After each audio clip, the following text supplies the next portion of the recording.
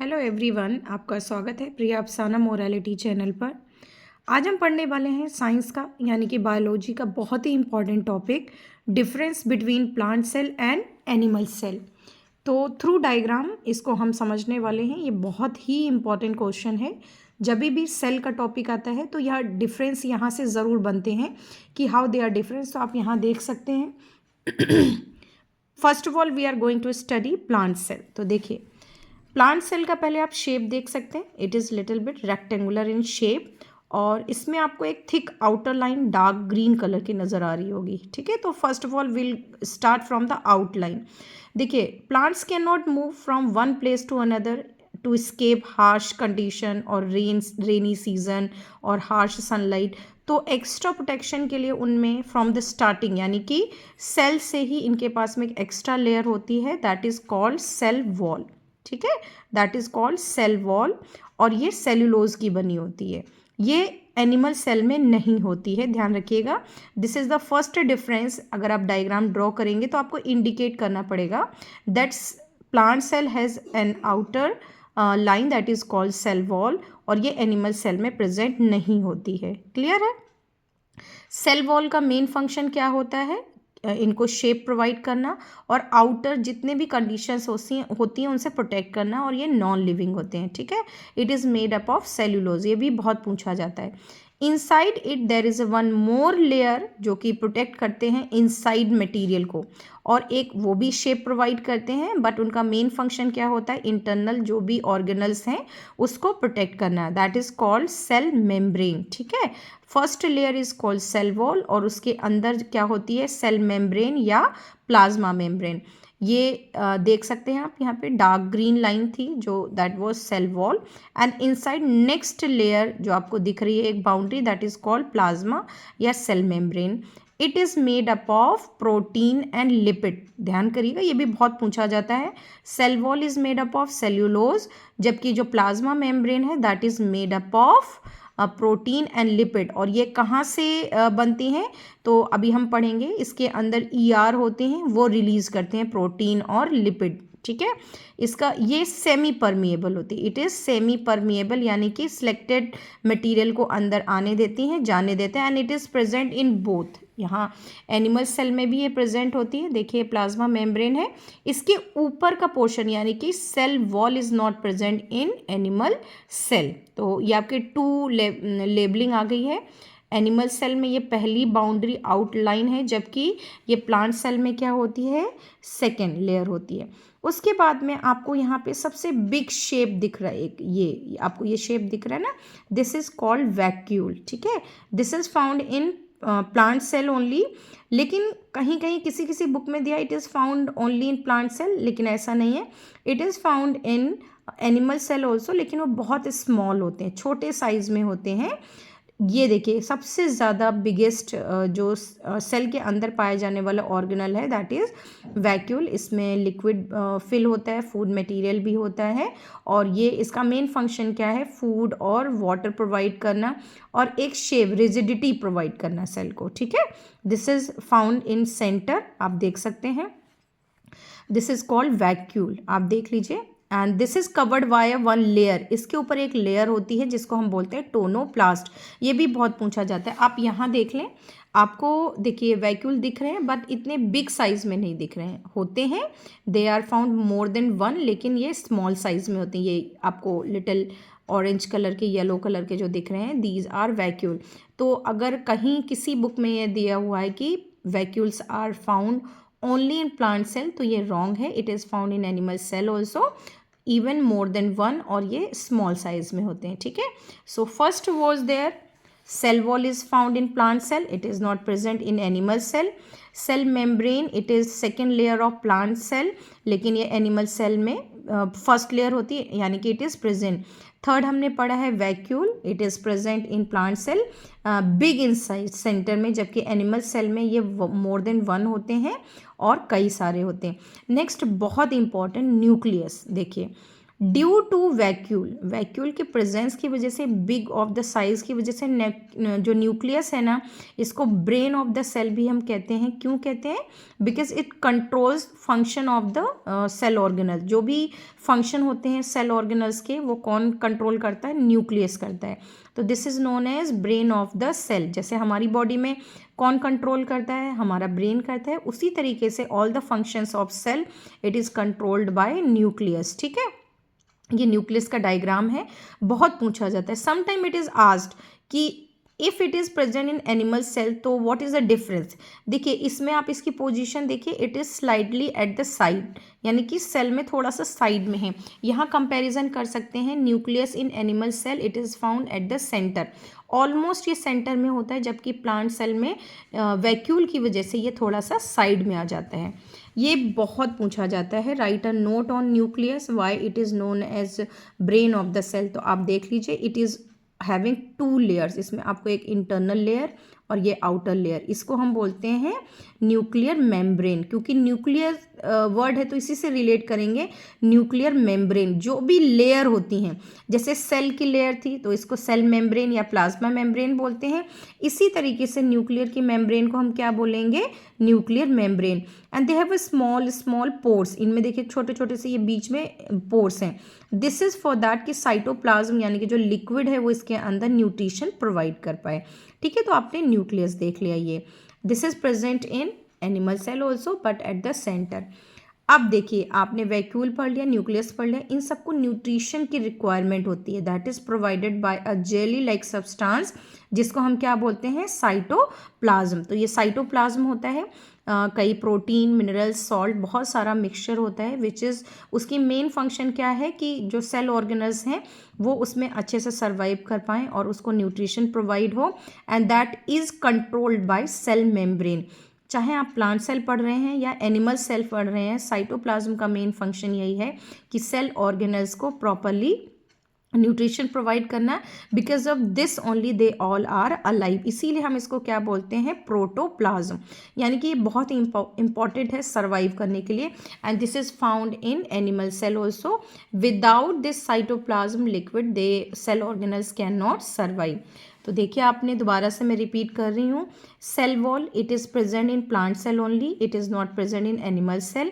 Second हमने पढ़ा था internal layer of the cell, that is plasma membrane या cell membrane, it is present in both the cells. Third हमने पढ़ा था वैक्यूल्स, बिग इन साइज, जो सेल के अंदर के पार्ट्स होते हैं, they are called cell organelles. तो सबसे बिग साइज का जो प्लांट सेल है उसमें कौन सा ऑर्गेनल है? That is vacuole. So plant cell में ये बिग साइज में होते हैं और एनिमल सेल में they are found more than one और ये स्मॉल साइज में होते हैं। Then we have studied nucleus. ये बहुत डोमिनेंट होता है क्योंकि it controls most of the function of cell, that is why nucleus is known as brain of the cell. और ये दोनों में प्रेजेंट होता है, बट डिफरेंस क्या है? In plant cell it is found little bit at the side of the cell, corner में कह सकते हैं, जबकि एनिमल सेल में इसकी पोजिशन क्या है? सेंटर में। साइटोप्लाज्म जो कि सेमी लिक्विड होता है और it is mixture of many minerals, nutritions, और ये क्या करता है? प्रोवाइड करता है nutrition to all the cell organelles. Nucleus में डबल लेयर होती हैं, आप देख सकते हैं, and it is also having some pore, जिससे यहाँ से लिक्विड इसके अंदर जा पाए। न्यूक्लियस है उसके अंदर भी लिक्विड फिल होता है, उसको बोलते हैं न्यूक्लियोप्लाज्म। ठीक है, ये आपको हेल्प करेगा जब भी नोट्स पूछा जाएगा, right a notes on nucleus. Nucleus के साइड में आपको ये छोटे छोटे से पार्टिकल्स दिख रहे हैं, स्ट्रेट लाइन से दिख रहे हैं, they are known as endoplasmic reticulum यानी कि ER। ठीक है, ये देखिए आपके न्यूक्लियस के जस्ट क्लोज में ये आपको लाइन जैसे रॉड जैसे दिखाई पड़ रहे हैं। These are of 2 type. जो एंडोप्लाज्मिक रेटिकुलम है ये 2 टाइप के होते हैं, ये दोनों में पाए जाते हैं। देखिए न्यूक्लियस के चारों तरफ ये हैं, आपको कवर करते हुए दिख रहे होंगे। तो ये 2 टाइप्स के होते हैं, एक जिसके ऊपर डॉट है, एक ये देखिए जिस पे डॉट नहीं है। तो एंडोप्लाज्मिक रेटिकुलम जो है वो 2 टाइप्स के होते हैं, ये दोनों में पाए जाते हैं, प्लांट्स ऑल्सो, एनिमल्स ऑल्सो। जो ये डॉट वाले हैं इनको हम बोलते हैं रफ एंडोप्लाज्मिक रेटिकुलम। रफ क्यों है? क्योंकि उनके ऊपर ये जो डॉट है इसकी वजह से इनका नेम हमने रफ किया है। And these dots are ribosomes, ठीक है। तो ये राइबोसोम्स या राइबोसोम्स जो है ना, ये प्रोटीन बनाने में हेल्प करते हैं, they help in manufacturing of protein, इसीलिए हम इनको क्या बोलते हैं, प्रोटीन फैक्ट्री, क्योंकि ये प्रोटीन को सिंथेसिस करते हैं, बनाते हैं, that is why they are called. और ये सिर्फ रफ ईआर पे प्रेजेंट होते हैं, स्मूथ ईआर पे प्रेजेंट नहीं होते हैं।